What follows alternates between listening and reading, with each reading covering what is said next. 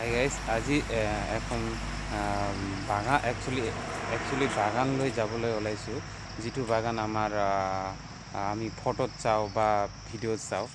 এনেকুৱা বাগান একচুৱেলি আমাৰ আশে পাশেতো ক'তো নাই, আৰু একচুৱেলি আমি মোবাইলত দেখিছোঁ, আৰু ৰিয়েলত আজি মই চাবলৈ যাম বা আপোনালোককো দেখাম। তো বলক এই জংঘলৰ মাজে মাজে গৈ থাকোঁ। চাওক এনেকুৱা ৰাস্তা, আৰু তাৰ পিছত পাম মই সেই বাগানখন।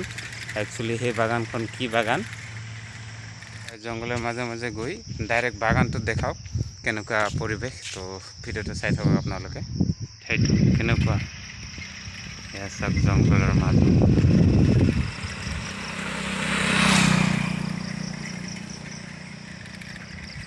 এইখন হ'ল এখন বৃহত্তম খেতি পথাৰ। চাওক, আৰু মই বেক কেমেৰাত ধাননি পথাৰ, আৰু সেই চাইডে চাইডে পাহাৰ, আৰু চাওক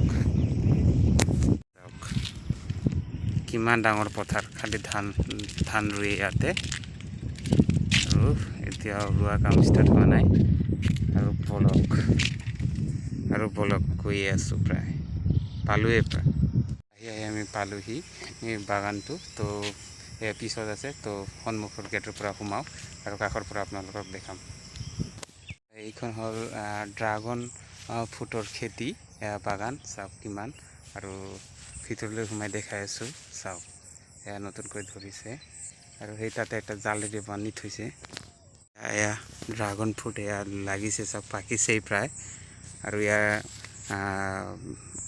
বেচা হ'বই। আৰু চাওক কিমান,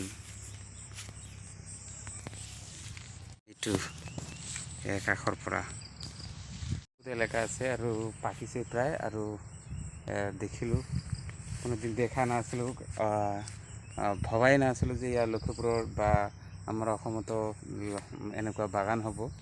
আৰু এনেকুৱা ফাইনেলি হৈ গ'ল, আৰু কাষৰ পৰাও দেখিলোঁ, বাগানতো আহিলোঁ। আৰু তো ইয়াৰ পৰাই মই ভিডিঅ'টো সামৰিছোঁ। বা ভাল লাগিলে লাইক এণ্ড ছাবস্ক্ৰাইব কৰিব। এয়া আছিল ড্ৰাগন ফ্ৰুটৰ খেতি। তো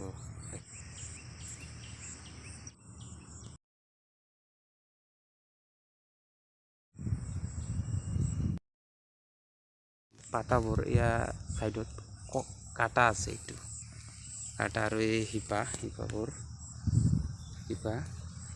আৰু ইয়াৰ কাইট, মই ভাবিছিলোঁ কাইট নহয়, কিন্তু হয়। তো দেখালোঁ আপোনালোকে, ভাল লাগিলে ভিডিঅ'টো লাইক এণ্ড ছাবস্ক্ৰাইব কৰিব।